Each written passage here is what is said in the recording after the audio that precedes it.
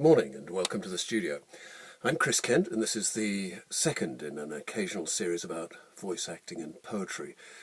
Thanks to the very kind comments about last week's edition when I looked at that very touching short poem by Ben Jonson about the loss of a child. Today I'm starting my studio day by reading a poem by the English poet Edward Thomas, who's principally known as a poet of the First World War. There's his book.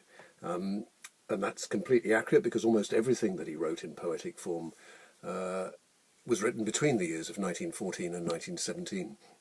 I got to know his work very well when I spent a lot of last year touring a show called Never Such Innocence, which I put together with the pianist Gamal Kamis, about the music and writing of World War I.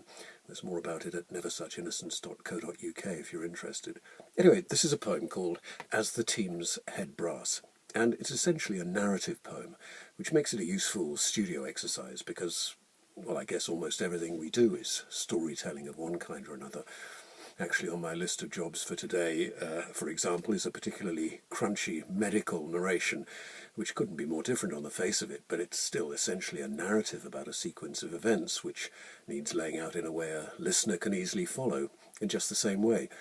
And this poem also contains a conversation, so we have to work out how to make this clear as well. Unlike perhaps in a piece of prose, there isn't any clear indication of who's speaking each time, so it has to be conveyed through characterization and voice placement. Edward Thomas was a mature man of 36 and the father of 3 children when war broke out. He was an anti-nationalist and appalled by the jingoistic tub-thumping of the press at the time, but at the same time he was deeply troubled by the threat from Europe as he saw it to the British way of life and his beloved countryside, which is why he enlisted in 1915, even though at his age of 36 he didn't have to. He'd been known principally up to that time as a writer of nature journals, but he started writing poetry about in 1914, and he's now remembered as one of our foremost war poets, even though in his writing, the war is almost always something that takes place offstage in the distance. Anyway, As the Teams Head Brass is rather like a film script. The team of the title is a team of Shire horses who are pulling an old-fashioned plough. As they plough a field of the weed charlock, the poet sits in the boughs of a fallen tree and talks to the ploughman every time he reaches the end of his furrow.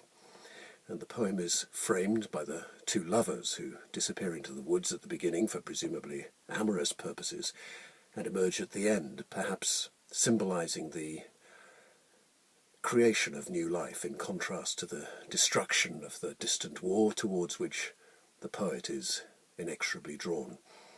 And of course, as we read it, we remember that Edward Thomas was killed by the blast of a stray shell at the Battle of Arras in April 1917, just a few months after finally arriving in northern France. Who knows what he might have gone on to write. As the team's head brass flashed out on the turn, the lovers disappeared into the wood. I sat among the boughs of the fallen elm that strewed an angle of the fallow and watched the plough narrowing a yellow square of charlock. Every time the horses turned, instead of treading me down, the ploughman leaned upon the handles to say or ask a word. About the weather, next about the war. Scraping the share, he faced towards the wood and screwed along the furrow till the brass flashed once more. The blizzard felled the elm whose crest I sat in by a woodpecker's round hole. The ploughman said, "When will they take it away?" "When the war's over." And so the talk began, 1 minute at an interval of 10, a minute more in the same interval. "Have you been out?" "No." "And don't want to, perhaps?"